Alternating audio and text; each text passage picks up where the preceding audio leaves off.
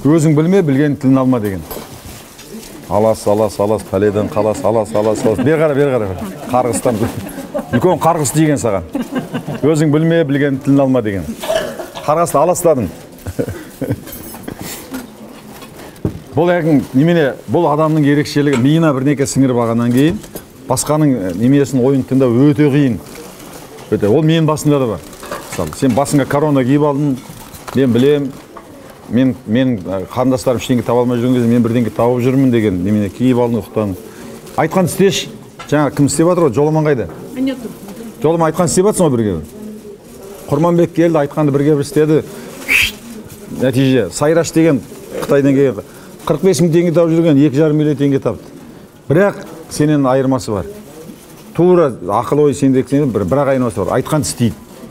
Білген адамның айтқан істейді ол. Егер білмесек, мен айтатын, мен білмеймін, давай нетіп көрейік. Мен білмеймін, тексеріп. Менде үлкен жауапкершілік отыр ғой. Егер мен саған, мысалы дәрігер болсам, сен емдей алмасам, мен айту үлкен жауапкершілік көріп, сен оны емделмей қаласың да. Ол сенің бизнесің, сенің бала шағаң, сенің неменең, мен басыма үлкен жауапкершілік айтып отырмын. Менде күмән болса, мен айтамын, тестировать етейік деп. А менде 100% сенімділік болса, мен саған айтып отырмын. Жаңа кімге Динараға да айтып отырмын, Динара да сен сияқты отыр. Аға, жақсы айта бер, мен өз білгенімді істеймін деп отыр. Жоқ, ваше право. Давай, тағы кім сұрақтарың бар? Айбат, давай, сен битші. Бүгін пост қып жаз осыны. Жарай ма? Соған апта сайын, ай сайын нәтижені көрсетіп отыр. Жақсы ма? Не істеп жатқан? Басқаларға кішкене немене болатын болсын, үлгі болатын болсын. Окей? Давай, жаңағы айтқан бірге бір жасақ. Құтын ба? Кәрит біліп өрет. Жасың қаншада? 30. 31. Менің көп жас екенсің ғой. Тағы кім сұрақ айта ғой жоң? Мен осы алғаш айналып жүргенде жаңа айтқандай барлығын жасайтын. Жұмысқа не қатысты бәрі. Алғаш келгенде Құралай ханым айтты. Сіздің видеоңызды көрдім, бір сала таңдады. Жаңа алқаны ғана таңдады. Ол алқадан ғана осындай жетістікке жетті. Молодец. Ендігі қалған заказдарда айтам, кешіріңіз, мен осыны жасамаймын қазір. Қанша пайда таптың Жоламан? 900 мың болды қазір. 900 мың да? Біреуге жетесің да? Бір өзім, иә. 1 миллионға жетесің ғой курсына аяғына дейін. Жүрсе біткенге дейін алға. Бұрын қанша еді? Міне кім Айбат? Сенен ешқандай артықшылығы жоқ, бірақ артықшылығы бар. Ақыл тыңдайды. Сен ерегес бауырың бар екен, ерегес. Енді ағай бір сұрағым, қазір андай оптовый бағалы нелер түскен кезде тапсырса үлгермеймін жалғыз. Ал үйретейін десем, көбі, зергерлердің көбі, жаңа сіз айтқандай адамгершілігі жоқ, ақшаны ғана ойлайды. Бірден келгенде ақшаны... Жақсы, ұқтым, сен неменеге қойып қойыласың ба? Біреу бірнекесін, біреу бірнекесін істейтінде, конвейерға. Ремесло. Ондай қазір алып жатыр менде енді жігіттер. Сен битесің. Толық жасай алмау керек та. Мысалы, мебель жасайтын болса, біреу аяғын жасай алады, басқа ештеңе ұқпайды, аяғын жасайды. Біреу арқасын жасай алады. Біреу ана сарғысын жасайды да, а біреу құрастыруды біледі. Жеке-жеке шығып жасап кете алмайды. Ұқтың ба? Ұқтың ба? Солай. Анау бірнекесін ғана жасайды, ана күйдіруді ғана біледі, біреу соғуды біледі, біреу неменен біледі, бөліп тастау керек операцияны. Сөйтсе саған адамдар қарапайым қойып қойып все. Жақсы ма? Жақсы. Рахмет. Міне, жақсы деді, айттым істейді, өйткені мен жаңа өндірісті білем ғана жасау керек екен, да? Разделение, Жоламан саған сол көбінесе адамдарға жаңа операцияны қойып тастау керек, өзің дизайн. Жалпы саған продвижение адам керек, то Жоламан бар ма? Сол жалғыз қазір енді адамдар не етіп жатыр. Жалғыздың үні шықпайды. Жандағы жолдасы әйелі үйреніп таргетинг көмектесін. Вот әйелім таргетинг үйреттім. Молодец, әйелім фотоға келеді. Таргетингтің бір пайдасы болғаны, біз жақсылап фотоға түсіріп таргетингке салдық. Сен Қытайдан келдің ба? Жоқ, Монғолиядан келдім. Одан кейін адамдар көп хабарласқанда мен айттым, үлгере алмаймын. Басқалар бар. Сен қайдан келдің? Айбат Қытайдан келмесе, Жоламан Монғолиядан келмесе, жағдайымыз не болады? Осынаға мен жаңағы артық енді айтып, осы курстан алғаным бар ғой, жаңағы жер тартып жүрген бұрыннан бар, оны сол жаңа сіз өндіріспен көп айналыстыңыз ғой, содан кейін сұрайын деп, біз осы сұрақ қоймай қояйын деп ойлағанмын. Қойған дұрыс. сосын жаңағы осы курстан білгенім Şimdi айтқан істейсің бе жаңа ақылды? оған істеймін. Молодец.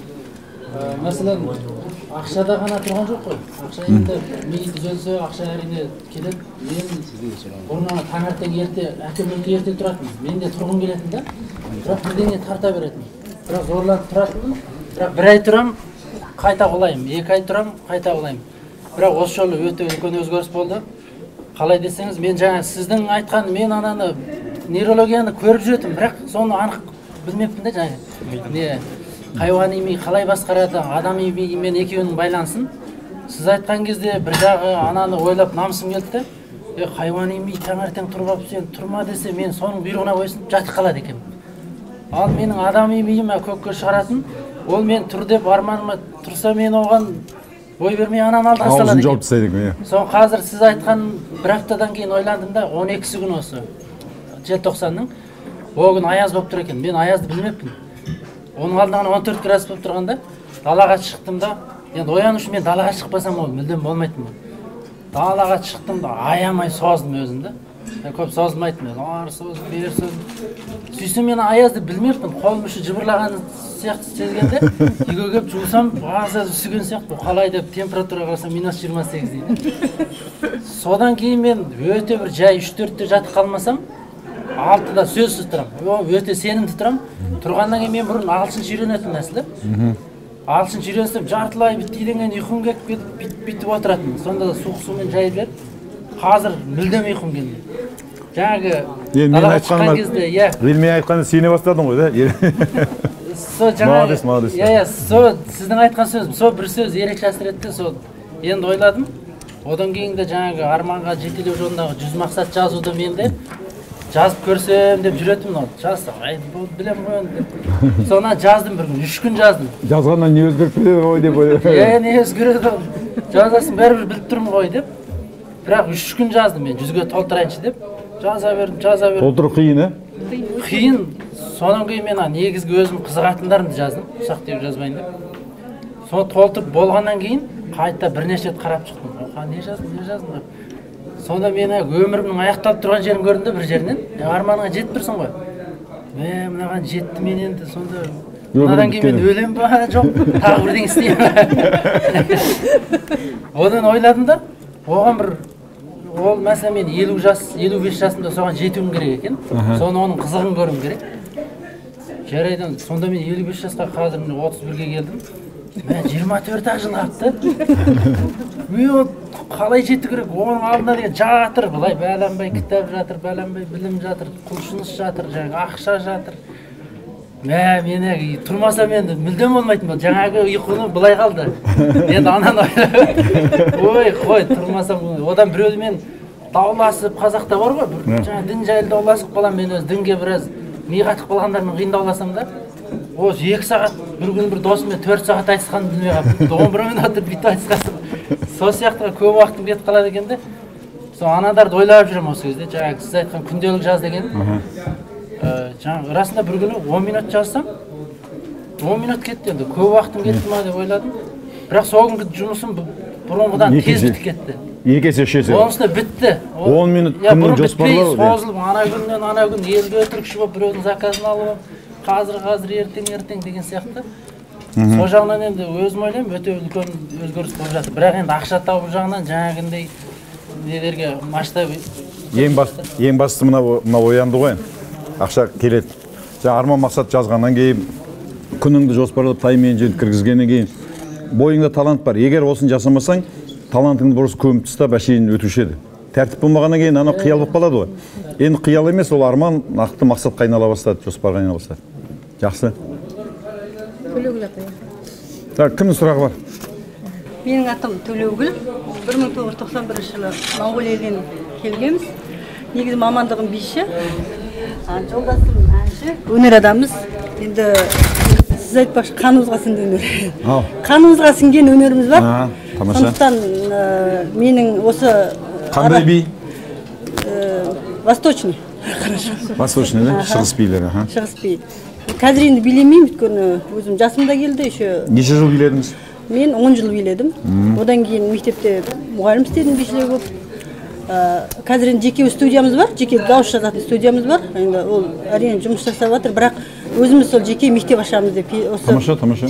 этно мәдениет орталығын ашамыз деп келістік. Ол жерге қазір енді мектеп көп, бірақ менің өзімнің ойым ол жерге қол өнерін қазақтың қазір ұмытылып бара жатыр. Жаңа биіңізді неге нетпейсіз? Жоқ, сол бәрін қамтамасыз етейік деп отырмыз. Өйткені бізде қазір сіз айтпақшы жаңағы қазіргі жастарда рух деген өте аз.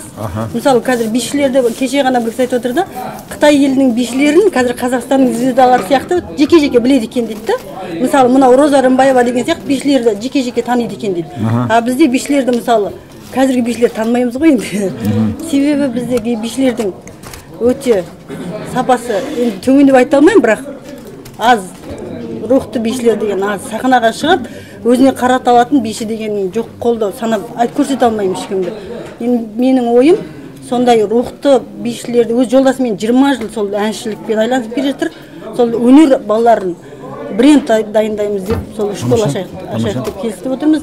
Мен енді арасында біраз оқиғалар болды. Екі ай сіздегі оқығанда енді өте үлкен білім алдым деп айта аламын. Енді ақшаның құны жетпейтін білім алдым. Сізге рахмет айтам соған. Енді Арай ханым кісілерге де өте үлкен рахмет айтам. Өте үлкен маған көмек жасады. Енді мен негізі өзім өндіріс екен бүгін сіздің көрім. Иә, маған енді сіз өндіріс адамсыз. Адам екенмін. Өйткені енді маған сататын адам керек. Дұрыс айтасыз. Өйткені жаңағы жаяудың жалғыздың үні шықпайды, жаяудың үні шықпайды. Менің жасайын деп және сататын адам осы сіздің өнеріңізге түсінген, соған берілген, соны бөлісетін, соны қабылдаған. Оның үстіне енді біз жаңағы жай ғана көз байлаушылық емес, сапалы заттар шығарайық балаларды. Жоламан сияқты неме жазған жоқсыз ба? Жоқ, жазмадым. Сыр шерту, сторителлинг. Жоқ. Иә, сторителлинг мен өзім жаздым, аха. Сапалы қазақ емес, енді бұны әлеуметтік желілерге, Фейсбукқа енді иә, оған әрине иә, біраз неде болдық. Енді шығып, енді жұмысымызды бастаймыз, Алла қаласа. Кішкене өмір қызыл жасыл болып көрінеді, сүреңіз бұлт сейілді ме? Иә, енді әрине бойымыздағы бар дарынды балаларға береміз деген үміттеміз. Жақсы. Бір ән тыңдайық, ә? Өзгеріс танисыздар ма? Шерікбайдың баласы. Қалған япырай орнап.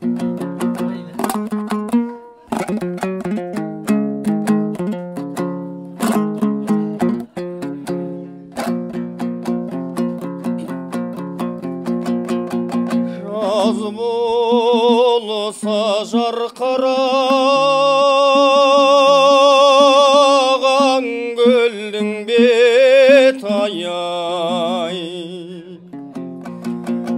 көгеріп толқындайды япырай алыс шеті ай дірілдеп толқындасқан мөлдір суынай шайқайды жас баладай япырай желдің лебі ай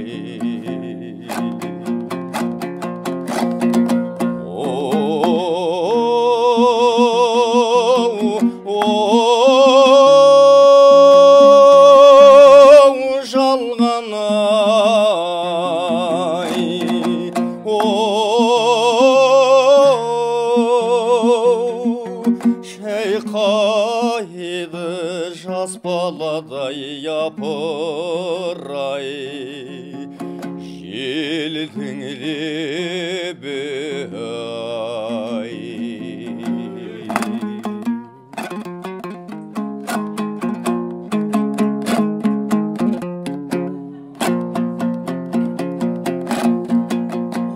алтын буақ көбектен бетін жабарай судан бу көкке төніп япырай маржан тағарай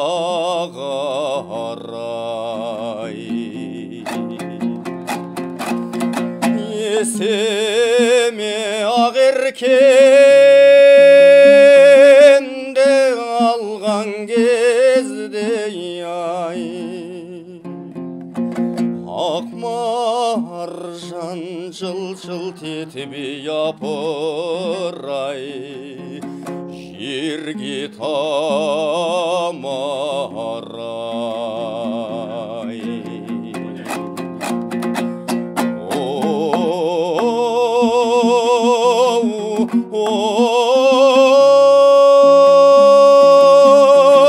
жалғанай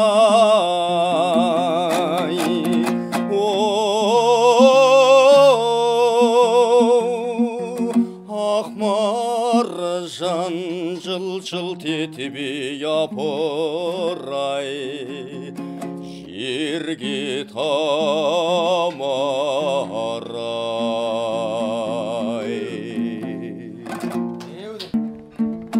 Байнөлге қазақтардың бір әнін орындап берейін.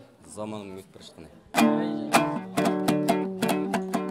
Негізгі Моңғолия мен Қытайдан қандастарымыз келгеннен кейін ерге бір әрі кірді де. Леп келді, әрі кірді, біздің табиғи болмысымыз келді, жоғалып жатқан 70 жылдың ішінде біздің қанымыздан шығарып жүрген нәрселер. Рухани азық алып жатырмыз. Ал кеттік. Аулағанның мүртісінде бір өлең, Алтайының жондарында төнеген,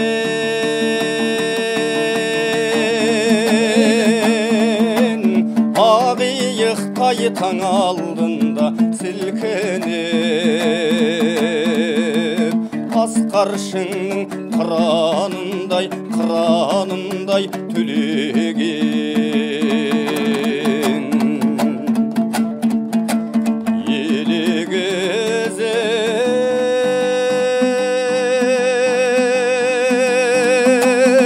елегізіп өткен сол бір шақтары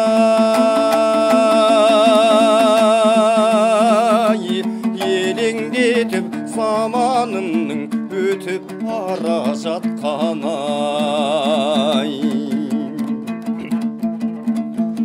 Бес тасаудай ауыздығын шайнаған, қыз дауылда көкпар тартып ойнаған,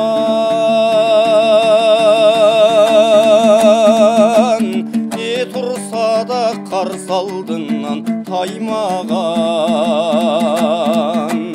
сексеуілдің шоғындай боп жайнаған.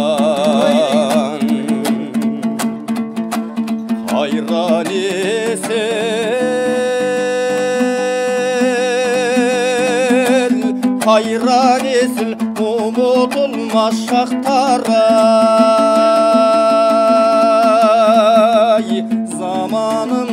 Заманым қолым бұлғап өтіп бара жатқаны-ай.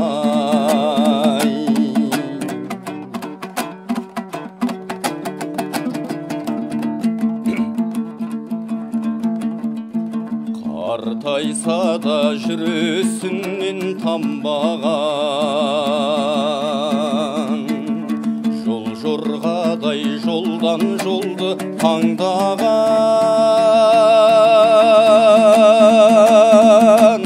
қайран жастығы дәуренім-ай өлеңмен жырласан да қызығына тоймаған. Арман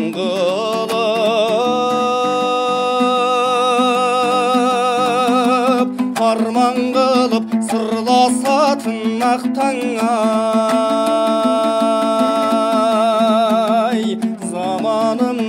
Заманым қолым бұлғап өтіп бара жатқаны-ай.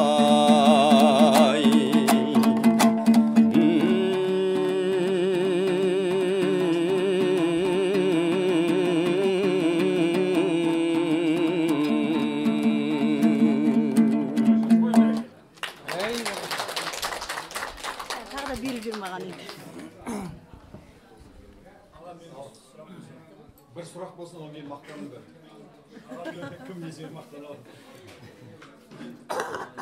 Мен көбінесе жүрген салам монолит саласы да, бетон құю саласында жүргем.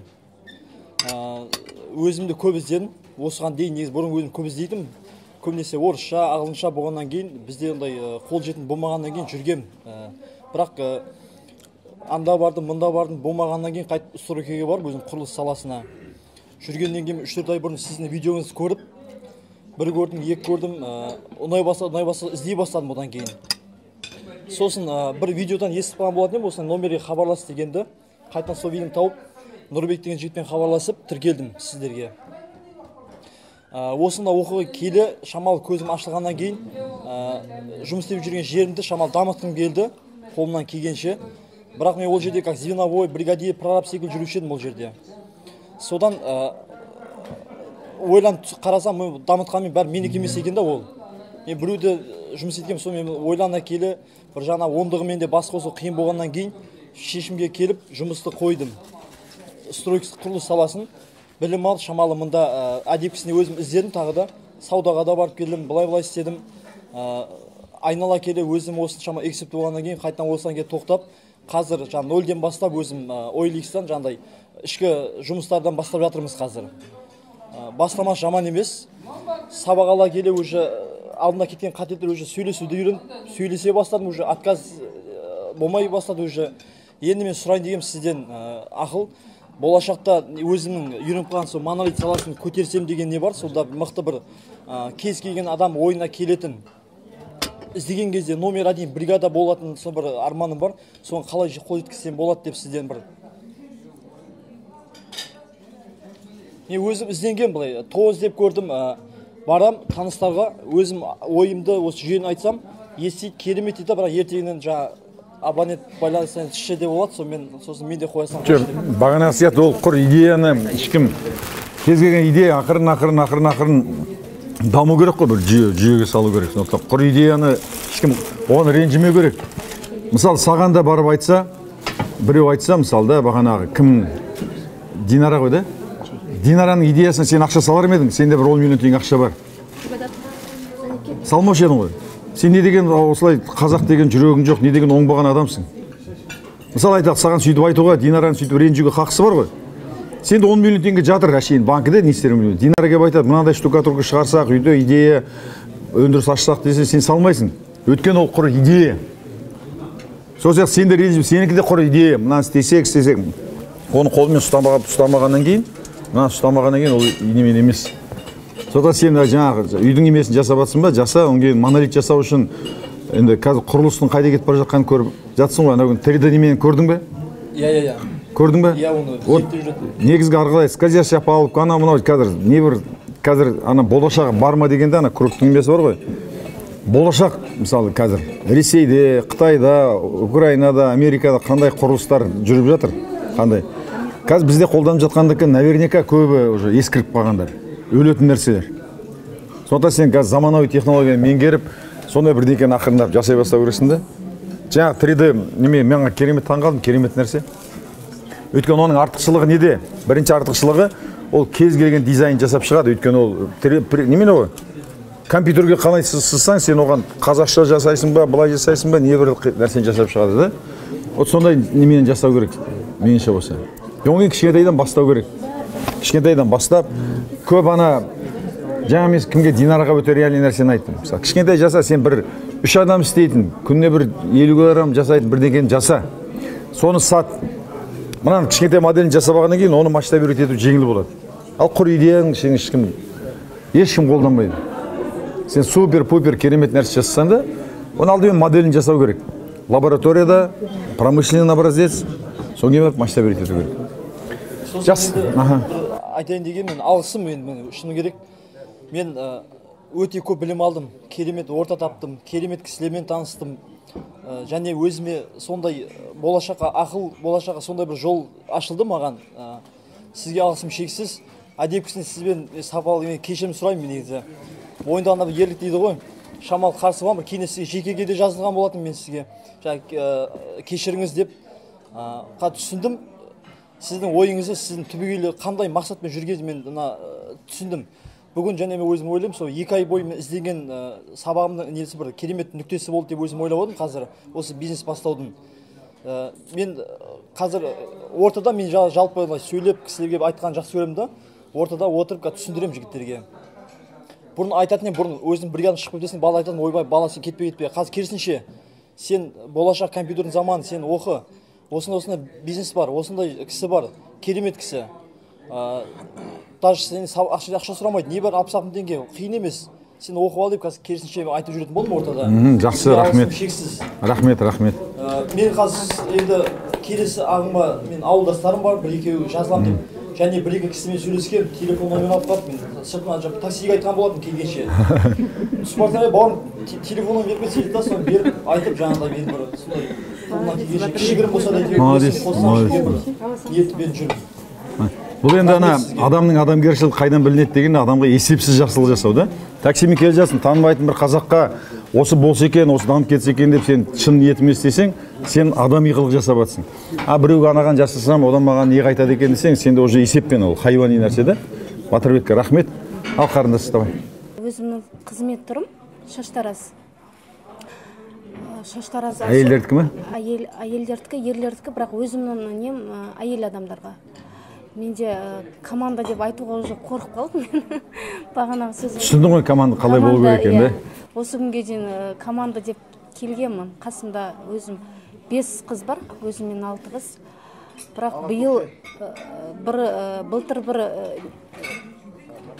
бір бөлмелі пәтер сатып алғанмын. Өзімнің жинаған барлық ақшама ашамын деп өз жекеме. Ашу өте мүмкін болмады, бірақ барлық қаражатымды құйып, соның несін алдым. Архитектурадан разрешениесі дейді ғой, өзінің рұқсатын алып, енді көктемде бастау керек болып тұр. Бірақ менде қазір қолымда қаражат жоқ. Қаражаттың бәрін бердім, уже беретін жерге. Жаңа сен кімнің қателігін жасап отырсың ғой, жаңа кім еді? Айбаттың қателігін жасап отырсың ғой. Түсініп отырсың ба, мен Айбатқа айтып отырғанда сен өзіңе нетіп отырдың ба? Саған егер сен парикмахер болсаң, үй алып, оны неметіп қажет жоқ еді. Дайын соланда алу керек. Сенің активің, Айбынның активі, сенің профессионализмің, бірінші. Екіншісі, сенің АКБ, активный клиентская база. Ол шашты бір рет жасатқаннан кейін 5 жылдан кейін келмейді, дұрыс жасатсаң, ол 3 айда ма, 2 айда бір айналып келеді, да? Сенің байлығың осы. Сенің профессионализм и активный клиентская база. Сен соған жұмыс істеуің керек еді. Соған жұмыс істеп, соны дамытқаннан кейін, егер сен арендада шынымен отырғың келмей алғың келетін болса, кейін ақша тапқаннан ала саласың. Ақшаң болса, сатып алса, не проблема. Оның орнына сен Шымкентке барғанның орнына сен Қостанайға айдадың. Саған бүкіл ақшаңды ана үй сатып тұр. Егер ары қарай шешім қабылдау өзіңде, бірақ өзің нет. Мен сенің орнында болсам, ана бір бөлмені сатсаң қаншаға кетеді? 10 миллионнан. Мен 10 миллионға сататын едім да. Бір айына 300-400 мың теңге, 500 мың теңгелік бір жақсы салон арендовать етіп алатын едім. Қасыма бір жаңағы саған поток әкелетін, сатылым саған обеспечить ететін адам әкелетін едім. Соң өзімді брендировать ететін. Өзіңе бренд жасау керек саған да. Соң саған енді сен күн сайын Ресейдегі мейкап салондар да, сондай немелерді түгел зерттеп, сен өзің стратегия болуға тиіс. Соң сен саған шақырасың да, мысалы, Арайды, Құралайды, Айгүлді шақырасың. Сонда бұларға айтады, енді сен тек қана бізді танитындығы емес, неге келесің дегенде айтасың, менікі мынандай. Керемет прическа, там ең последний мода, там от последних кутюр, бірдеңке, осылай керемет жасаймын. Келет, жақсылап күтіп аласың, ана жерде музыкаң, отыратын орындығы, қарап отыратын журналы, көретін телевизор, бәрі саған сені жасаулы. Риза болып кетеді да, оның кейін арай немесін айта бастайды. Тойға барады. Қай жер жасаттың? Міне бар, атың кім? Ардақ. Міне Ардақ деген, міне ананың бәрі топ деген Ардаққа бар деп. Сенің соңғы өнімің риза болып кеткен, және де ағайын туғанына, таныстарына сені рекомендовать етіп жүретін адамдар. Сен тек соны ғана ойлау керексің, болды, басқа ештеңе ойламай керексің. И бір адам саған Инстаграм жүргізіп бренд жасайды, танымал жұлдыздарды әкеледі, тегін жасап бересің, телеведущий біреуге тегін жасап бересің, соң кейін біт. Бренд жасау керек саған. Ақырын. Анан сатасың, соң кейін ақша тапқаннан кейін керек осы салон ала саласың. В принципе, салонды Енді сендердің парикмахерскаяның проблемасы мынандай. Сен мысалы өзің жалғыз қанша жасайсың? Мысалы күнде 1-2 адам да, мысалы 3 адам. Айына 500-600 мың. Өзің жасаған кезде. Ол ақша емес мысалы. Сен надо 1-2 миллион ақша табу керек. Ол үшін сен кемінде 7-8 немен алуың керек та. Олар үйренеді, оңген олардың өздерінің активный клиентский, АКБ, клиентский база жиналады. Бүкіл парикмахерскілердің істейтіндер сол, мейкап жасайтындар. Телефонда тұр ғой бәрі. Соң келеді да, оңген өзі ашады да, оңген сенімен бірге сенің байлығыңды алып кетеді. Клиентский базаңды. Вот это үлкен проблема. Бүкіл салондардың проблемасы сондай, мен оны білемін. Енді оны болмау үшін бағанағы немене? Бағанағы. Бірінші адам алған кезде ол қандай ушылы ма, шустрый ма, өз салонын алып ашып кете ала ма, айтсаң, білем, мына өз салонын ашып кете алады десең онда. Қарапайым ғана болу керек, мысалы да, өзі қарайсың да. Кім сияқты бүйтіп қарайсың да айтасың, білейін, мынау ашпайды. Мынау айтады, кей адам айтады, құрықпасын о да, риск, арендовать ету, налог төлеу, зарплата төлеу. Мен істеймін. Менің шашымды алатын, менің балам бүкіл ағайын туған шашын алатын бір армян қыз бар, еврей, немеде. Зиза деген Алматыда. Керемет тез алады да, мен сонымен енді просто әңгімелесем әдейі бизнес болғаннан. Зиза, сен такой неше жыл болды сен? 7 жыл істеп айтам, неге өз салонды ашпайсың? Десем айтады, аға дейді, зачем мне головные боли? Мен тарс-тарс қиям, месяц там 600 тысяч зарабатываю. Зато дейді, кешке менің басым тыныш. Негізі предприниматель дегеннің 24 сағат басың жұмыс істейді, солай ғой да? Жатсаң, тұрсаң, сен елдер моншаға түсіп, рахаттанып жатса, сен білген жақта аяқ киім не болады екен, анау не болады екен, сен ойлап отырасың, солай ғой? Қонақта біреу билеп жатса, сен еще миыңда анау жүреді. Оны көтеретін адам керек. Ал кейбір адам болады, ол не керек маған? Кешке тыстадым, жексенбі күні там демалам, мен 500 тысяч зарабатываю, хватает. Сондай адам тауып алу керек. Бірақ ол адамға жаңағы сияқты айтасың, сен оклад плюс бонус. Мен неткен сайын, сонан кейін мен өскен сайын сен де жас тауып отырасың, сен әрқайсысын тауып отырасың. Сонан кейін парикмахерскийдің артықшылығы көтереді, швейердің артықшылығы бренд. Все, бренд, аты бар ма компания, неменің лого? Жоқ, аты әдемі деп қойды. Қойшы. Мен 2 ай бойы айттым ғой, бренд жасаң, лого жасаңдар, ат қойыңдар. Ат қойдың немесін білесіңдер ғой технологиясын. Жанерке деген осы Астанадан көшіп барды, журналист. Бүкіл неменеге жазып, оны жақсы ат керек, жақсы логотип керек. Бірінші, это атрибут өтті, міндетті түрде. Жаңа әдемі емес. Егер сен престижін қылатын болсаң, кішкене ағылшынша, итальянша, французша, сондай сөзге, бірақ айтуға жеңіл, есте тез қалатын, бірақ бір 10-15 мың теңгеге берді, дизайн жасатып ал. Соңын қасыңа бір продвижение. Или өзің кісі таппасаңдар, осы Астанада сендерге вообще немен ашу керек, арай. Сендер бір маркетинг агентство ашу керек та, осының ішінен. Ішіне қарандар, кім өтте құралды меңгерген, копирайт меңгерген болса, сол маркетинг агентство ашсын, соған 5-6 адам жиналса, кез келген раскрутка жасап бере алады. Не только раскрутка жасайды, клиент саған жіберіп отырады да, сен келешесің, маған айына 100 клиент керек, міне ақшасы. Басында LTV деген сендерге айттым ғой, lifetime value. Мысалы, сен бірінші клиентке сен ақшаң шығарасың келгеніне де, мысалы. Сен бір клиент саған 2000-нан 3000-нан түседі, зато ол бір рет келгеннен кейін сен риза қылып жіберсең, ол саған тегін келіп отырады қайта-қайта. Сен активный клиентский база саған бір 1000 адам жинабасаң, 1000 келіншек жинабасаң, все, өмір бойы саған азық болады. Басында мүмкін ақша аз табасың, убыток табасың, саған клиентский базаны работает. Өзіңе сенімді болсаң болды. Все. Давай, кім мақтанады? Бәрі мақтануға тиіс қой. Сіздердің мақтанғаны, ол мен қалжыңдап отырмын ғой, күлкі болсын деп, да? Шындығында да ақсын қарып, астындағы жемін шашып жейсін дейді. 20-30-дағы тепсе темір үзетін жігіттер күн көре алмай жүр. Солай ғой да? Мысалы, мынандай үлкен адамдар, кез келген 0-ден бастаған қыз адамдар тауып жатқан, соларға көрсетіп айту үшін, айналайын. Қазақстанда мүмкіншілік бар, давай істеңдер деу үшін. Оны мен айтқандан, мен өзімді өзім мақтаған бір көкөк сияқты боламын да, көкөк өз өтін шақырады. Сіздер айтсаңыздар, әлде қайда өтімді болады. Бұл жерде өтініш цифрмен айтсаңыздар, келгенде мынандай болды. Оңен нақты не көмектесіп жатыр? Өйткені адамдардың бәрі айтады. Немен таптың, неден бастадың? Нақты не қандай сиқыр болды? Саған Ахметбек қандай сиқырлы таяқ берді дегенде, мынандай инструмент. Мен жұмыс жасамағанына бір 7 айдай уақыт болды. Енді 22-ші ағымда Елдос деген балам оқыды. Кім деген? Елдос деген. Сол мына отыр. Сол бала келіп сіздің тыңдайды жатады, азаннан кешке дейін. Не болды, сен бірдеңе кіріп кеткен жоқсың ба деп, сосын аңдай бастадым бұл баланы. Сөйтіп сізді тыңдап, Содан кейін бұл баланың бір 2-3 неден кейін көзі жайнай бастады. Енді балам ғой, қандай неде келетінін білем. Сосын ойбай, біз білмейтін, ана ағасын айтып атады, біздің білгенімізден білмегеніміз көп екен ғой деп. Бұл балам менің ЕНУ-ды бітірген, жақсы бітірді. Бірақ жаңа сіз айтқандай қатты қағаз бар, үйде жатыр. Сонымен жаңағы көзі жайнайды, сосын мен де қарай бастадым. Содан кейін уже саудаға кішкене шыға бастады. Сол кезде көрдім заттарды, бағаларын енді. Сосын маған да бір интерес пайда болды, мен де көрейінші деп. Көргеніне енді сізге рахмет айтатыным, 33 жыл өзгермеген өмірім 2 айда өзгерді. Шыным ол. Мысалы басқа біреулерге айтсаң сенбейді, мына мысалға сіз сенеді деп ойлаймын. Шынымен де.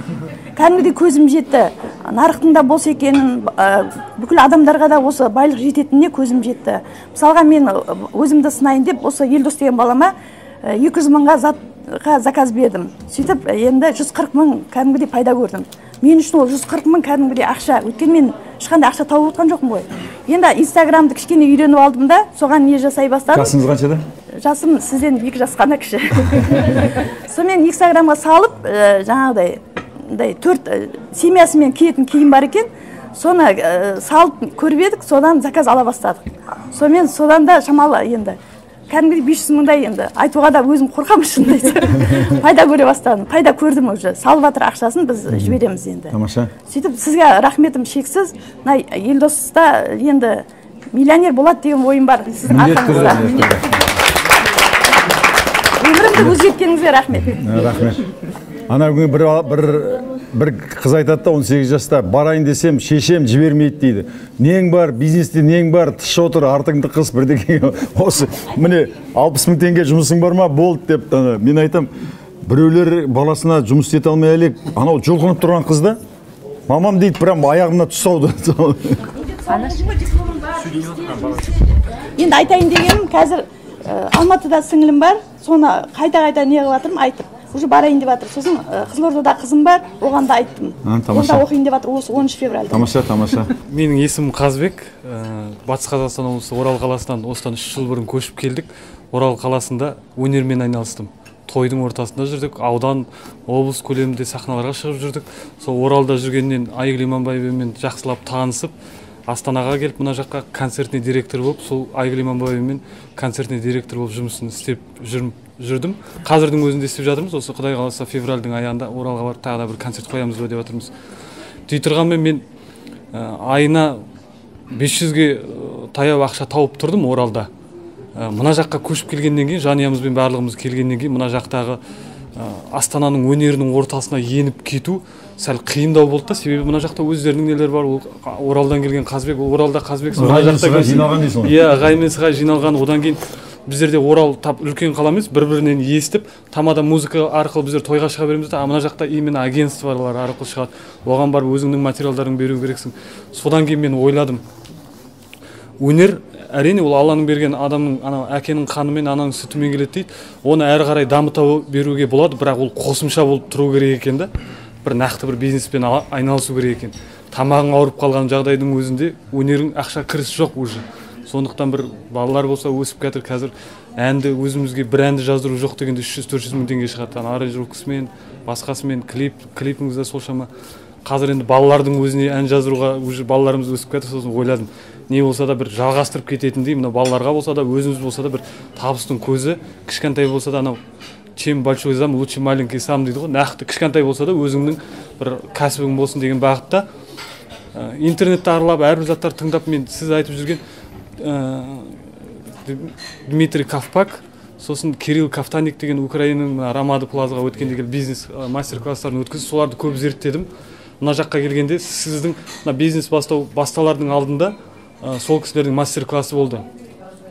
Қазақстанға бірінші рет келіп тұрып, және де Қазақстанға жаңағы сауданың, жалпы жұмыс жасаудың бағыты қандай кең жатыр Қазақстан, сіздерге кәдімгі өте мықты бизнес жасауға болады деп өздері таңданып тұрып, солай кәдімгі білімдерін айтып үйретті. Содан кейін менде таңдау болды да, жаңа Кирилл Кафтаниктікін оқиын ба, ол кісіге анау товарный бизнес дейді ғой, через одностраничный сайт дейді. Сол тек қана сауда бағытында оныкі. Мына жағында бағасам, бұл жақта услуга да бар, бұл жақта өнеркәсіп те бар, бұл жақта сауда да бар. Не болса да ең бірінші осы бизнес бастауды бітіріп алайын, осыдан білімді алып алайын деген бағытта осы жаққа келіп оқыдым. Ешқандай өкінбеймін, Мына жақта мен өткенде сапалы қазақ чатына да жазып жатырмын. Шынымен ең басты мақсат, ең басты үлкен орындалған бір арманымыздың бірі, әрине ортаға жар болып жүрген адам емеспіз, ортамыз бар ғой. Дей тұрғанмен мына жерде кәдімгі өзінің кәсібі деген, одан кейін Алаштың ардақтыларын бірінші күннен бастап миымызға құйып тастағаннан кейін мына жерде кәдімгі рухты жастар жиналып, үлкен керемет орта пайда болды. Мен өткенде сіз көздегі шел несін сабағын тренинг жүргізгенде сіз сапалы қазақ чатымен Астана қаласына скайп арқылы шыққан кезде мен Харгосқа барып товар алып жатырдық та. Мен соны таксидің ішінде келатырмын былай өзіміздің адамдарды көргенде кәдімгі еріксіз көзден жас шығып жатыр да. Себебі кәдімгі бір ортаға бір сыйып, сондай бір қимастықпен қоштасып, сағынышпен көрсетіндей бір керемет үлкені бар, кішісі бар, үлкен бір орта таптық мына жерде. Ақшаның өзін былай қойғанда, бір ұйым сияқты, бір орта сияқты мен үшін сондай болды. Сосында қайта-қайта жазып жүрмін да, бізге мынау 24-ші ағыммен қайтадан оқимыз десе, қолдайтын адамдар да бар сияқты, сол орта үшін. Сондықтан алған біліміміз үшін көп-көп рахмет.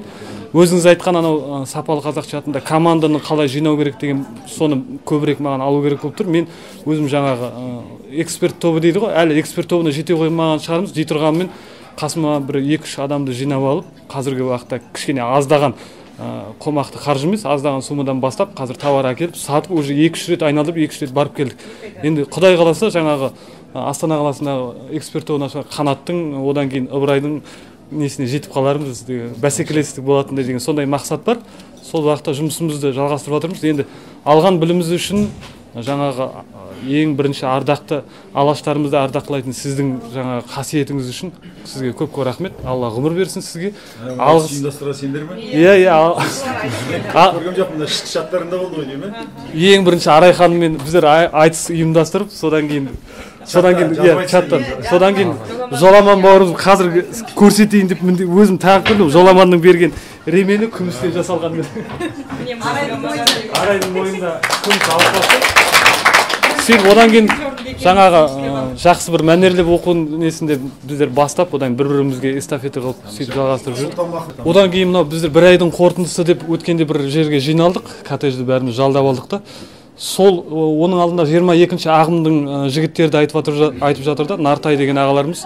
Біздер соңғы ресторанда қоштасу кешін ұйымдастырған кезде бір-бірімізбен жақын танысып қалдық та. Одан кейін уже бітті дейді да, уже араласуымызға. Біздер бір ай болғаннан кейін өткенде бір ұйымдастырып, бір айдың қорытындысын жасайық деген бағытта коттеджге жиналдық. Сол кезде одан әрі бір-бірімізбен танысып, жақындасып. Алжирға барыпсыңдар ғой да? Алжирға барып кеттік. Музейге бардық.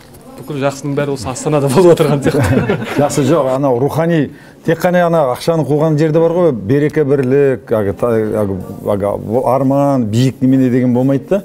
Неменеме құлақ бады. Рухани дамыту деген адамның фантазиясын ойнатып, үлкен бизнес жасауға сүйрейтін сол. Рухани шөлдеп жүрген кезде мынау ардақты алаштарды сізді айтып, рухани үлкен азық алып жатырмыз. Керемет. Мыржақыпты күні айттым ғой. Оян қазақ дегенді түркшеге аударған, сонда кім Ататүрк Сұлтан Мыржақып Дулатты айтқан менің ұстазым деп. Оян түрк деген өлең шығарған. Соңын жапон тілін аударғанда жапондар Оян жапон деген өлең шығарып, Мыржақыпты жапондар ұстаз тұтқан. Ол Алаштың бір ардақтысының бір кішкентай ғана бір немес деген ісі. Біз шындығында бір процентіне білмейміз. Осында Сұлтан Аққұл деген әнеуген Арай маған алып 20 том кітап жібердің бе? 20 том кітап алып маған сыйға жіберді. Мен қазір соны оқып отырмын. Сол кісі Әлиханның 15 томдығын шығарды.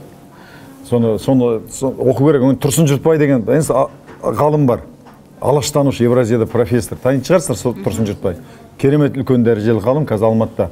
Ол кісінің Алашым ұраным деген 3 томдық кітабы бар. Мен орысшасын алдым, Алашмая болмай деген. Ол кісілермен де кездесу ұйымдастыру керек та.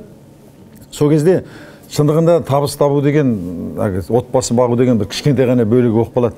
Адамның басқа үлкен алапат күш оянады адамға. Өйткені үлкен нәрселерді жасау керексің. Оның бәрі мида немелер бөлінеді де саған, жауапкершілік, серотонин бөлінеді. Біз мидың бір 1-2% ғана қолданып жатырмыз ғой, шындығы керек. Солай ғой. Енді Әлихан 9 тілді сол кезде меңгерсе, сол кезде бүкіл Европаның егінді қалай егу керек, сиырды қалай сауы керек, жүнді қалай өңдеу керек, кооперативті қалай құю керек, құру керек, бәрін 100 жыл бұрын жазып тастаса, ол кісінің басындағы ми бізде де бар ғой, біраз ұйықтап жатыр. жаңағы рух ояну арқылы кәсіпке деген үлкен немене шығады. Жақсы, рахмет. Тамаша.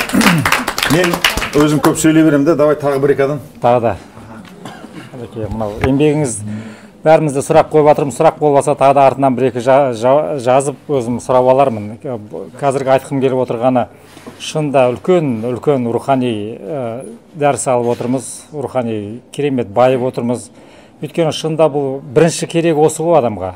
Адам жан дүниесін оятатын тек қана осы ата бабаңның ісі, олардың тастап кеткен тәрбиесі, олардың айтып кеткен өнегесі, тура соларды қазбалаған жерде сен өзің жалғыз тал емес, сен түбің сенің солардан байланып шығып тұрғаннан кейін, бұл біздің өзіміздің таза өзіміздің қанымызға сіңген дүние болғаннан кейін ол бізге жат емес, ол бізге керемет нәрсе. Табыс қалай есеге? Табыс қалай кішкене көтеріліп жатыр ма? Табыс 200 болып еді, 500-ге шықты, бірақ миллион болса да ол маған аздау болайын деп тұр. Қазір соны артынан сұрармын өзім оны. Табыс жаман емес табыс. Әйтпесе жаңа масштабирование кешелбер уже 10-100 рет қайталадыңыз ғой. Соны әрқайсысы мен өзім қабылдап отырмын. Мына жерде маған сатушы керек, маған мына жерде қазір қалай істесем дұрыс болады деп соны анализ жасап, ертең дұрыстап аламын. Ол жағынан қорқып отырған жоқпын. Сенімділік кірді бірінші. Бұрын бұған дейін менде шатки болатын бәрі. Бірде бар 50-60, бірде 200, бірде 300, бірақ та бір жылға айналдырып келген кезде ол түк емес та. Өзіме деген сенімсіздік болды, қалай болады екен, не болды. Қазір уже жүйеге кіріп келе жатыр. Жүйеге кіріп, хотя даже менде әлі цех жоқ, тек қана сборочный цех, станок жоқ. Адамдарым ғана бар, жақсы балаларым бар, қойып береді, жасап береді. Фасадтың бәрін басқа жерден жасатамыз. Дұрыс, солай істей беру керек. Солай жасатып жатырмыз. Бұйырса, бәрі жүйеленеді деп ойлаймын. Мен өткен жолы айттым ғой, Италиядағы бизнес, жиһаз бизнес солай қойылған. Біреу фасад жасайды, біреу аяғын жасайды, біреу корпус жасайды. Ал енді ең пайданы көп табатын, цепочка ценностей дейді, жаңа цепочка зона прибыли. Ең көп табатын клиентпен жұмыс істеп, ең соңғы нүктесін қоятын адам, сол жауапкершілікті бола алады. Дизайнды алды, салды, анадан фасад, мынадан жинадың апарып қойып бердің. Жауапкершілік үлкен жұмыс, жауапкершілік үлкен болғаннан кейін сол жерде пайдасы да жақсы. Жақсы, сізге станок алып, ары қарай басқатырып керек жоқ. Деген ең жауапкершілік клиентпен ортада. Ардақпен де хабарластым өткенде өзіңіз айтқан, кел үйретем, егер керек болып жатса деп, оған үлкен рахмет. Сол айтарым, аға, шынында да бәріміздің де осы жерде риза, бәріміз де ризамыз. Көз ашылып, рух оянып, шынымен де мынау алаш ардақтыларын қозғағаннан кейін, ар жағында түбін ойлап қарасаң, не үшін жүрмін деген өзіңе сұрақ келеді. Не үшін жүрмін? Осы уақытқа дейін жүргендегі бір басқа біреуге бір айтарым болмаса, бір көрсетерім болмаса, бір жеткізерім болмаса, онда не үшін жүрмін деген өзіңе деген сұрақ келеді да, содан кейін барып оянасың. Ақша бірінші емес. Бірінші сен қалай пайда тигізе аласың. Қандай пайда тигізсең, сен сонда ғана уже арға рух оянғаннан кейін, уже жақсы нәрсені істегеннен кейін ақша келеді деп ойлаймын енді. Рахмет сізге көп. Жақсы. Мына жерде мен таргетингті жақсы үйреніп алдым. Қазір конкуренттермен жақсы күресіп жүрмін. Сол таргетингтің арқасында табыс өсіп жатыр ғой. Таргетингтің арқасында ішінде инстаграмды қосып қойғам, сайтымды қосып қойғам. Сонымен шыға береді екен бәрі бірігіп. Қазір 2 объем алдым. Олар аз лабораториядан өтіп жатыр, бірақ сенімдім алатыма. Ол жерде бір объемы 150 мың штук количествосымен енді ешқандай енді көп. Біреуіне садик салады екен 250 дейді. Ақшасы қанша болады сонда? 400 мың штук қой да? Ол жерде мен пайдам біреуінен 150 аса 300 мың қалады, 250 аса 500 мың қалады маған пайдам сол. Жақсы, тамаша. Бірақ анын есептегенге ол доставкасы бар, несі бар, бәрін есептеп салмай-ақ қойын, үлкен сума шығады. Қазір осы біз бизнес бастауда мен астыңғы этаждан не алып жатырмын, офис алып жатырмын. Келесі айдың 1-нен бастап сол жақта отырамын. Арай ханымға, Ғибадат ханымға, Құралай ханымға рахмет. Әйтеуір мен бірдемені келіп айтып миларын ашып кетем, арасында келіп таргетингті үйреніп кетем, не қылам. Сізге рахмет. Бағана енді сіз айтып жатсыз, тиісіп айтып жатсызғанда енді маған тигендей болып жатыр, бірақ жаныңыз ашып отыр ғой мағанда. Енді орынбасын жас қыз анау мынау деп мен сіздің бағана айтқанын түсіндім. Мен сізге жеткізе алмағаным, бағана мен айттым ғой, бұны дайындап мен қай уақытта бітем, қай уақытта ашам деген сол. Бағана осы жерде сөздердің арасынан мен оққаным. Динара, мен қатты айтатыным, жай айтқан кезде адамның санасына қабылдамай қалады. Анан батырып, кейде мазақтап, кейде айтқан кезде сонда санасында бір сілкініс болады да. Сол кезде неге ол кісі үйді айтты, анау сен кішкене оскорблять еткеннен кейін сол миыңда жүреді де, ұзақ уақыт жүреді. Бүйтіп айтқаннан кейін ол қалмай қалады. Содан кейін мен көріп тұрсам, жаңағы айбынға мен қатты айтып жатқаным, Айбатқа да ол көріп тұр, естіп тұр, бірақ көзінен көріп отырмын да қабылдамай жатқанын. Қабылдаған адам бірден көзінен көрінеді. Иә, аға, все, адасып жүрген адам. Все, былай қарай жүр десең айтады. Былай қарай жүремін деп. А келе жатқан адам былай қарай келе жатты да сұрады.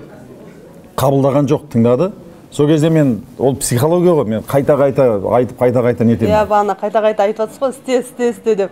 Соны бағана ұққаным, азғантай ғана, кішкентай ғана квадратура алып, ішіне станогын қойып. Өте дұрыс. Бағана мен негізі технологиядан қорқатынмын. Қазір адамдар айтпақшы, көбісі айтып жатыр, технологияны біреу біліп алса, екінші жаққа қарай кетіп қалады деп. Одан ешқайда одан құтыла алмайсың. Сіз айтқандай бәріне бөліп қойсаң, сонда ешкім ештеңені ұқпайды. Сол екеуін қазір осы жерде отырып, сол екеуін шештім. Енді шын айтасыз, бағана мен бір кісіге барып мынаны аласың ба десем, ол қолданыста саудада болмаған екен, ода да күмән туады. Ешқандай үлкен ақша ешкім салғысы келмейді. Егер бағанағыдай мен азғантай кішкентай квадратурада жасап шығара бастағаннан кейін солай жағып қойсам, мен онда менің жұмысым жақсылап жүретін. Тамаша, өте дұрыс. Рахмет сізге. Таргетингті үйрендім. Сіздің бағана айтқан нелеріңізді ұқтым. Сайтыңды қарап, сайттың кемшіліктерін көрдің бе? Бұрынғы сайттарың бар ма еді? Бұрыннан сайт болғанда менің конкуренттерім көп. Бағанағыда нелерге мен балалар услуга жасайтын балаларға айына салатын 60 мың, 70 мың, 80 мың. Қазір мен ол өзімде қалып жатыр да. Мен таргетингпен Фейсбуктан салған кезде олар сразу мен сайтыма кіріп кетеді. Сол жерден калькуляциясын шығарады, кейін өздері хабарласады. Сайтың жақсы ма? Иә, көрсеттім. Сізге рахмет. Алғысымды айтам. Көзіміз ашылды, конкурентпен күресе біліп жатыр, конкуренттеріміз көп, Астанада кірпіш 5 заводы бар. Тамаша. Сол. Кім айтады? Мен есімім Гаухар, Ақтөбе қаласынан болам, 21-ші ағымда оқығам, Құралай ханыммен оңбасын болған. Мен де бұрын 3 жыл түріктерде жұмыс жасадым. Бұрын түріктерде істеп, отыра беретінмін 9-10-ға дейін офиста турецкий сериал қарап отыра беретінмін. Бұрын қазір өкінем, неге мен бизнес бастауды бұрын білген жоқпын деп. Мен сол кезде білгенде ақшамды арттырып, өзін Инстаграмда да жұлдыздардың өмірін қарап уақытын көп өткізген екем. Сол кезде ойлаймын, мен сол тапқан табысымды Инстаграмға ғана, пайдамен ғана неге сөйтіп айналыспадым, неге мен бизнес бастауды бұрын көрген жоқпын деп өкінем. Қазір енді мен қамытымды шештім. Қазір түріктерде жұмыс жасамаймын. Осы сентябрьден бастап біз осы Құралай ханым, Ғибадат ханым бәріміз Никотенді қолға алып жатырмыз.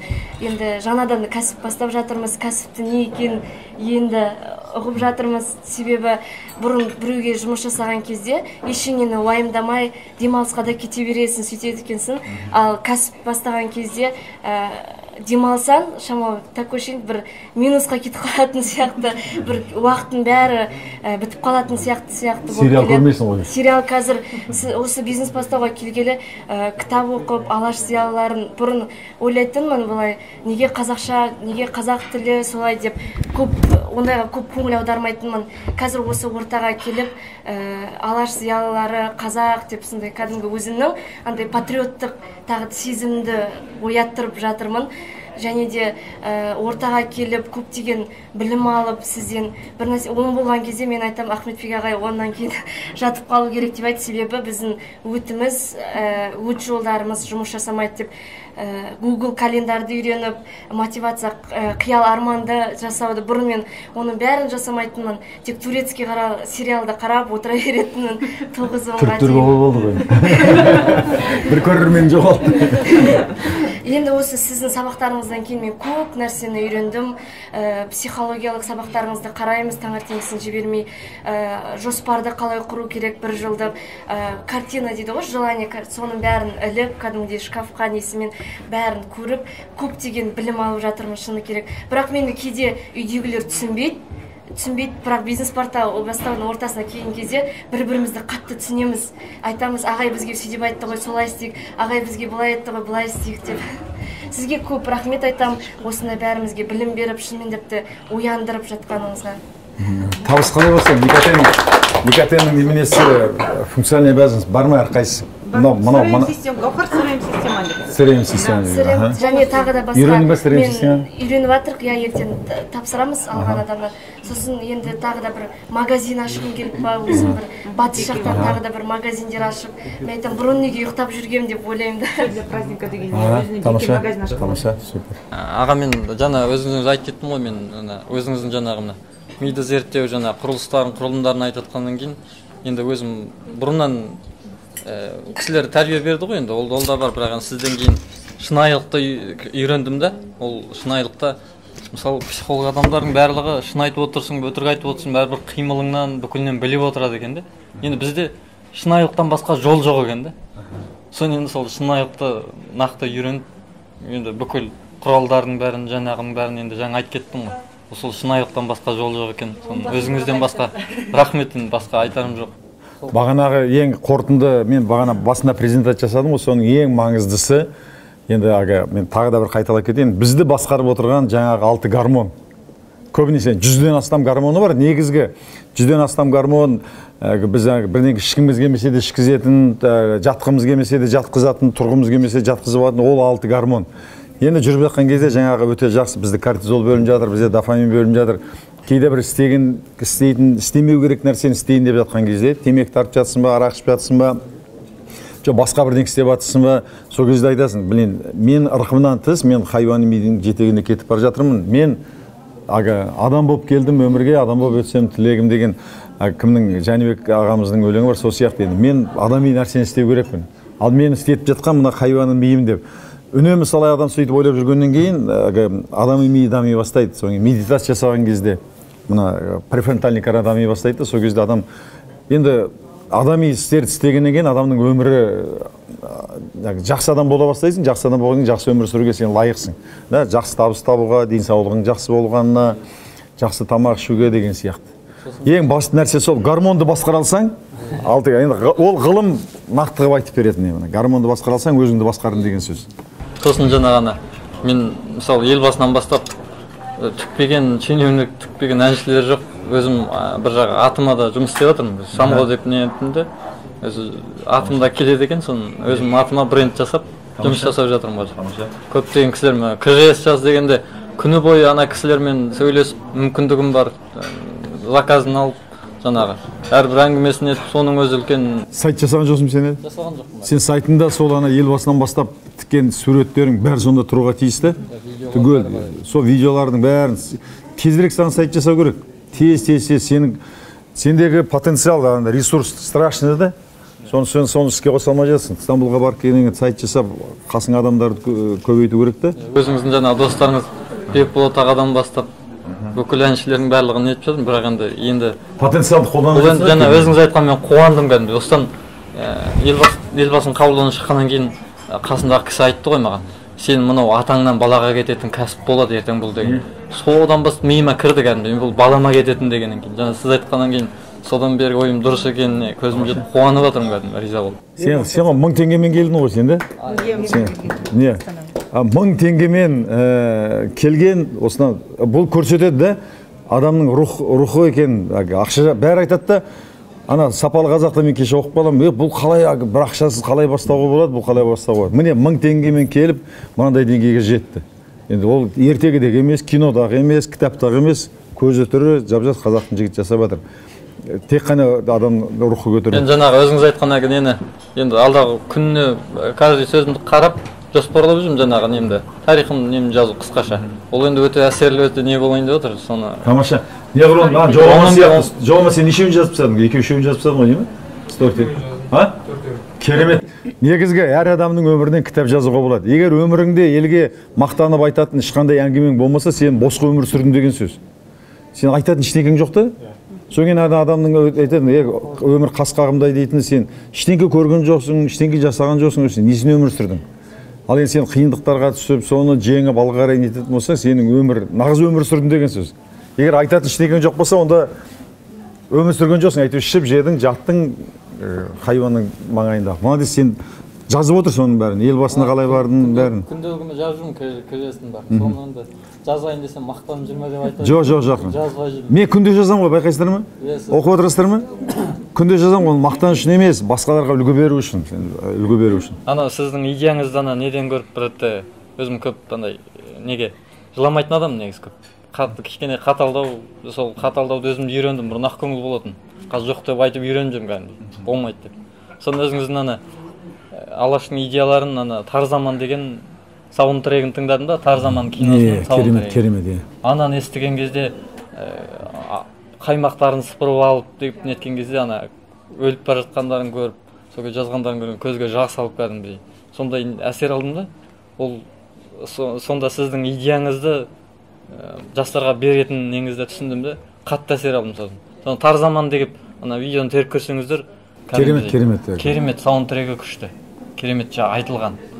Шындығы солай болды ғой, әйтпесе Міржақып сияқты бүкіл жапондар ұстаз тұтқан, бүкіл кімнің Мұстафа Кемалдің бүкіл түріктердің енді аспанға көтеріп соның өзі ұстаз тұтқан адамдар болатын болса, шындығында қаймақтарын кесіп тастап отыр ғой. Бірақ қазіргі кезде бізге керемет мүмкіншілік бар да. Ешкім ол үшін сен неге олар түрмеде жатып, мылтықтың қарауылында отырып жазды ғой, ананың бәрі істеді де. Бізге қазір осыны жазсаңдар, сендегі алғыстан басқа ешкім айтпайды да. Үкімет те, мемлекет те, адамдар да. Просто жасау керек соны қазір. Енді бізге шындығында егемендік былай 91 жыл келе салды ғой, біз қан төккен жоқ, ешкімді өлтірген жоқ бізді. Бізді де ешкім өлтірген жоқ. Енді соны пайдалану бізбен сіздердің істеріңіз. Жақсы, Айдарды тыңдайық, онан кейін арайып. Бір мақтанайын дегенім ғой енді, сіз айтпақшы. Осы менікі тазалық жөнінде өңшең мына депутат шенеуніктердің тұрып атқан үйлерін тазалау. Клиникалық компания. Басында алғанда 5-ақ әйелмен алғам. Несі доходы 150 мың болатын.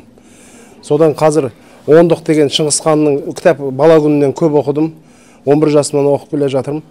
Сөйтіп ана Шыңғысханды өзім бір жақсы несін ондығының арқасында әлемді жаулады. Сөйттімді осылай келіп қазір 30 әйелге әр 10 әйелді бөлдім да 3 әйелге ғана сөйлесем, 3 әйелмен ғана. Бұл ер адамнан көрі әйел адам мықты екен. Әйел адам тартып алып кететкен любой нәрсені. Мен соны байқадым. Мен өзімнің қазір Міржақып Дулатов тобының ондығымын. Олай емес екен. Оны да көрдім.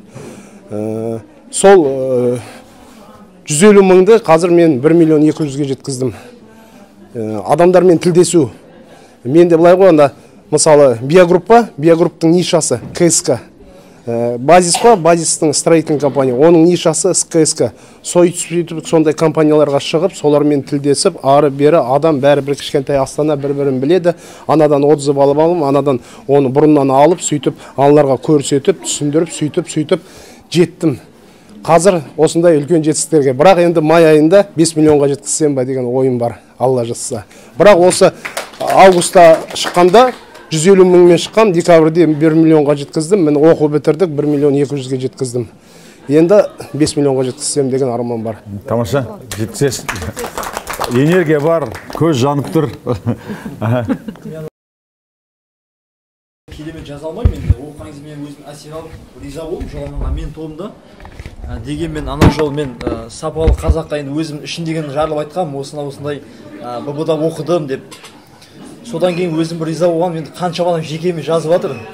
Шымкенттен, Алматыдан, Қызылорда, Астанадан, қай жерде оқыдыңыз, қай жерде онлайн жақсы ма, офлайн жақсы ма деп. Бір жағынан қуанып жатыр, мен кішкене үлесім қосқаныма. Енді осы сіздің негізге қолымнан келгенше, сол сізге айтарым алғыс, көп рахмет сізге. Көп нәтиже алдым, көп нәрсені үйрендім мен, шыны керек. Құдай қаласа аманшылық болса, үлкен нәтижемен тағы да осыны дастарханда өзім бір бас қосам деген ойдамын сіздердің барлықтарыңызды. Айгүлге? Әйел адам тартып кетеді деген сияқты, дұрыс айтады. Бізде мына кім Арай, Құралай келгелі бері міне Аллаға шүкір. Жақсы қазір, нәтиже өте жақсы болып жатыр. Бұл кісілерге де бәріміз рахмет айтып қояйық негізі. Кісілерге де рахмет. Мен Астана эксперт тобы мүшесімін. Алдында сізбен 2-3 ай бұрын кездескен кезде жаңадан бастап жатқанбыз. Қазір Аллаға шүкір Астана қаласы айына 5 миллион, 2 айда 10 миллион қойын оборот істеп жатыр. Адал істесіңдер болды. Қазір Астана эксперт дамып жатыр. Қазір күнінде қолда 150 шақты нақты товарлар бар. Енді сол порталға кірсек па деген балдарымыздың бәрі талпынып. Жақсы. Кіргіземіз. Қазір бізде Ақтөбе, Қарағанды жақ филиал ашсаңдар деп ашып, соған әрекет істеп жатыр ғой, Алла қаласа. Мына кейбіреулер көсемсіп айтады ғой, сен Қытайдың сапасы товар қапта кет. Американың нарығында 30% Қытайдың товары, Жапонияда Қытайдың товары, Кореяда, бүкіл әлемде. Турцияға барса да, ана неме Меккеге барып келеді ғой, соны алып келген 99% Қытайдың товары. Солай ғой да, барып келеді ғой, әкелетін нәрселерін түгелі. Сондықтан осы жерде Қытайдың өздері келіп жасап отыр ғой бүкіл. Сондықтан соларды жолатпау үшін, басқа ұлттар нетпеу үшін неге осы сияқты жіктер істемеу керек? Дұрыс қой да, бәрібір бүкіл товарды өзіміз өндіріп шығару мүмкін емес. Телефонды да өзіміз шығарамыз, компьютерді өзіміз шығарамыз, бәрін өзіміз шығарамыз деген. Ну, нереально бәрін. Әкелу керек, саудада қазақтың қолында болуға тиіс. Әлихандардың айтатыны бар ғой. Әрбір қазақтың тасы түйме болып қадалу керек, әр қойдың жүні үстіне киім болып тігілу керек деген сияқты. Бүкіл қызығын ата-бабаның немесін қалың жерін өздерін. Жақсы, қолдаймыз, кіргіземіз неменеге. Қайырлы күн. Мен атым Айгүл. Мен кісінің қарындасымын, Ахметбек ағаның. Мен 22-ші ағымда оқыдым. Мен кенже қарындасым, біз 15, шешеміз 15 құрсақ көтерген, соның ең кенжесі. Біз енді осы білімді 2000 жылдан, енді 95 жылдан бастап алдық. Мен енді Ахметбек ағаның қол астында жұмыс істедік. Енді анау кезде оқыған кезде қарап отырсам, біз 2000 жылда сол сама менеджмент бүкіл ненің түгелін ежедневникқа жазатынбыз. Соның бәрі енді адам жаңағы әдет деп жатыр ғой, адам әдетке айналдырмаса неме болып қалмайды, әдет болып қалмайды. Содан енді белгілі себептермен біз өзіміз бөлек бизнес ашып, бөлек істеуге тура келіп, соң кейін енді жаныңда жүргеннен кейін ылғи да енді сырт келген адамдар біз енді көп чаттан бәрінен қарап жатсақ, басқа адамдар алғысын айтып, осы жерге де міне куәгер болып отырмыз. Соң 22-ші ағымға оқуға енді бел буып, оқып, осы жерде бағанада келіп кетті. Менің тағы да бір ағамның қыздары бар, олардың да бизнестері бар. Солар істеп, мен енді өзім келген кезде ана жолы сіздерде осы бір кеш болды, соған мен тамақ беріп жүрдім. Балбармақ деген біздің дастархан жаямыз тапсырыспен. Мен де істеп жүрген кезде сол 200 мыңның маңайында аренда мен зарплатаны жаппай, соң кейін енді жұмысқа басымыз сол кіргеннен кейін енді оқуға уақыт жоқ, жарайды деп жүретінбіз. Соң келгеннен кейін оқып, мен өзім анайда санасам 850 мыңмен, осы айдағы жаңа жылдан кейін обычно мертвый сезон жаңа жылдан кейін болатын деп өзіміз есептейтінбіз. Осы айда 20-сына шейін кеш отырып санасам 800 мың пайдамен шықтық. Қазір енді анау кезде де айтып кеттім, маған енді жұмысшылардың енді жұмысшы жетіспей жатыр. Енді соларды үйретіп, мен өзім ылғи да цехтан бүйтіп шыға алмай, бірақ енді өзіме кейтеринг. Тамақ, анау кезде тамақ жібердік. Жаңа енді өзімде қарап қуанып отырмын. 22-ші ағымнан біз енді Дулат екенбіз келіппіз. Ана жол біз бітіріп кеткенде де, бітіру кешінде міне Арай Құралай ханымдар енді куәгері. Сол кезде енді адамның ең бірінші рух керек, сенім керек деп біз таңғы сағат 4-ге шейін ұйықтаған жоқпыз.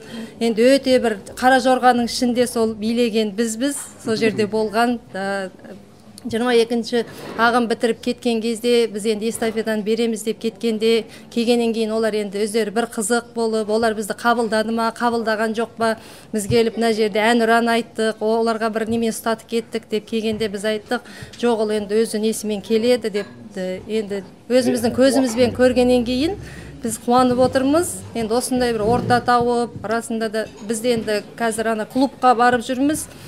Дегенмен де адамға орта керек, ол коллективің бір бөлік, семьяң бір бөлік, бірақ та енді келгенде рухани осы жерден азық алатын, жаңадан жігіттер айтып жатыр ғой, чөлдеп жүрген нағыз қазақтың бір-біріне көзқарасың бір болса, адамның енді несі ценности, сенің ана көздегенің бір болса, бізде бір-бірімізге сағынысып, 22-ші ағымдағылар айтқан, енді ол кісілер біздің қателігімізді жібермей, енді жиі кездесіп, бір-бірің енді бөлісетін, бір партнер да тауып жатыр. Сондай болмас үшін жиі кездесіп тұру керек деп, біз енді қуаныштымыз. Мен енді өзімнің ағам айтатыным, енді біз сізді мақтамаймыз, сізбен мақтанамыз. Мен өзім енді көп естіп жүремін, енді Алла көп көрмесін, осындай береке бірліктен айырмасын. біздің өзіміздің оқығанымызға енді қатты қуанамыз. Анау кезде де біз айттық, енді осыны бітіргеннен кейін ары қарай жалғастырып, енді самғауда оқысақ деп, енді сіздер сияқты ортаға түсіп, қазақтарды көріп отырғаныма қуаныштымын. Барлықтарыңызға самғау Астанада ғана болады, басқа қалада емес, енді Астана мен Алматыда, өйткені Астанада мына кімдердің, үш қарындасымыздың екпіндері, алған білімдері жақсы. Мүмкін арасында мен келіп кетіп тұрамын, көреміз. Енді осыған бәрін енді шындығын айту керек. Бұған бір адам себепші болмаса, осының алдындағы не? Атын айтпай-ақ қояйық, бір азамат болды. Атын айтпайыз. Бір жігіт болды, қазақтың жігіті, оның артынан атын кешіпсіңдер де, бір қазақтың жігіті болды. Мен осында келген кезде бір рет бірден көзінен, ісінен, қимылдан байқадым да түк шықпайтын. Өйткені сылбыр, соңын екінші бір көзді от жанып тұрған жоқ, рух жоқ. Енді айтам, мынандай қалада мынаны істеу керек қой деп едім, бүйтіп. Соңын бір Алматыға келген кезде де қимылдан қарадым да айтым, мен Ғафураға айттым, есіне ме Ғафура дедім, ауыстыршы, мынадан ештеңе шықпайды.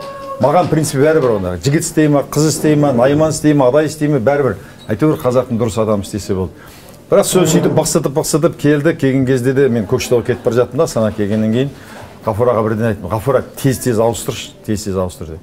Соң кетер кезде бір ақша алып кетті ма, бір досын әкеп қойып, ол ақша алып кетті ма, бақсытып үлкен әңгіме шығарып, соң бүкіл Қазақстандағы немелерге жазып, біздің өкілдерге, ойбай, мені құртып жатыр, сендерді лақтырып тастайды, Ахметбекке адамның тағдыры деген түк емес екен. Мені пайдаланып алды да, лимонның соғын сығып алған сияқты, мен осы Астананы тура өліп тіліп көтеріліп едім деп. Шынымен түк жұмыс жасалған жоқ. Береке бірліктің аты да шыққан жоқ. Мен Құралайды аэропорттан келген кезде бірақ көз жанып адам көрініп тұрады ғой. Тойс кімді? Арайды. Бірден оның кейін мастер-классқа келдім. Сіздің бір ауыз сөзіңіз суырдың да үні бар деген. Соң кейін тез жолдасымыз екеуміз немеміз оянды, рухымыз оянды. Бүкіл мүмкіншілік жинадық та үш бөлмелі үй сатып алды дегенді айттым. Мына қыздан бірдеңе шығады. Келген кезде жүгіріп қарсы алып жеткен кезде адам танисың ғой, осыдан бірдеңе шығады. Бірақ қарасам, бизнестен хабары жоқ. Мүлдет не теорияда, не іс жүзінде бизнесте ноль. Былай қарасаң, енді құрылыс өмір салып көрмек адамға сен құрылыс жаса деп тапсырған сияқты да. Соғының кімде де бәрінде немене болды, күмән болды. Мен айттым, шын ниет болса қалғаны болады деп. Біраздан кейін нәтиже бере бастады. Қасына Құралайды, ғибадат шақырып алды. Соң кейін мен кімдерге үнем айтам, ғафураларға бәріне. Міне, шын адам берілсе, ниеттенсе, жұмысын сүйсе, прям тырнағына дейін бүкіл болмысынан ететін болса, нәтиже көрсетеді. Өзі де рахатын көреді, басқа адамдар да рахатын көреді. Сондықтан бұл қарапайым қазақтың келіншегінің істеп жатқан үлкен шаруасы. Бұл Арайдың осы неменесіне біз былай айтқанда қолпаштап келдік. Шашбауын көтеріп дейді ғой. Ары қарай шашбауын көтеріп, қолпаштап, ары қарай дамытсын деген екінші жағынан үйренуге келдік. Оны ұялмаймыз. Кімді Гүлімжан қазір Алматыны жалпы аламан курсына Гүлімжан жауап береді. Жалпы мен самғауға қазір айналысып жатырмын. Самғауға келсеңіздер, ары қарай жүйелі ол үлкен курс. Ғафура бүкіл Қазақстандағы 18 қаланы Ғафура басқарып отыр. Соңмен осы енді сол тура 2 ай ақпанның 20-сына ма? Ақпанның 21-іне біз хабар береміз. Сол кезде ол үлкен курс болады енді. Сіздер оған дайынсыздар. Сырттан келген адамдар жаңа айтып отыр, басқа адамдар қабылдай алмайды да. Мына жақта сөздер, копирайтинг деген не, Инстаграм таргетинг деген не, уже фундамент бар, ары қарай дамыту. Оны қанша ай оқимыз? 2 ай. Тура осы сияқты 2 ай. Тура осындай. Енді ол бірақ жұмыс күндері болады сабақ. Сенбі күні емес, не сейсенбі, не бейсенбі ме екен, жұмыс күндері болады. Жұмыс күні онда жалшыларды алмаймыз. Ол кезде 500 мың теңгеден жоғары табыс тауып жүргендерді аламыз. Одан төмен болса келулеріңе болады, бірақ өзің сенсең. Негізгі табысы бар нәрсені тез көбейту және жүйеге салу. Сондай. Енді Арай, өзің бұл енді біз анау туралы, мынау туралы кино түсіреміз ғой. Менің арманым бір документальный кинолар түсіру. Біреуі, мысалы, Жоламан мен Самғау сияқты өндіріс жасап жатқан қазақтың жігіттерін. Екіншісі, біздің кімді білесіздер ғой, Азат, Асқар, Қайырымдылық, Тұрсынай сияқты да. Біз шетелдің киноларын көру емес, сол сияқты мүгедек адамдардың рухы мықты адамдарды көрсету. Соңын Арай сияқты қазақтың бір қыз келіншектерін, өйткені қазақтар қыздарын сыйлаған, қыздарын төрге отырғызған, қыздарын ешқашан бүркемелеп үйіне отырғызып қоймаған, солай ғой? Енді қазақтың қыздары ерекше қыздар. Үйде де жұмысын істейді, күйеуінде бағат, баласында бағат, жұмысында істейді, ол енді басқа ұлттарда жоқ. Сонан кейін қазақтың қыздың ерекшелігі, мысалы, мен достарым Америкада, Европада жүр, о жақтағылар кішкене еркінсігеннен кейін еркекті езғып тастайды да.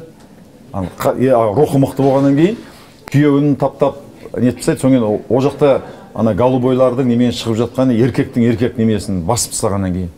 Мен ойлаймын, арай үйде қожайын бәрібір күйеу бола ғой да? Бірақ бәрібір жоқ, ақылды әйел күйеуін бәрібір өзінің немесіне көндіре алады. Ақырын қонаққа барған кезде айтады, жоқ, мен алдымен жолдасым сөйлейді.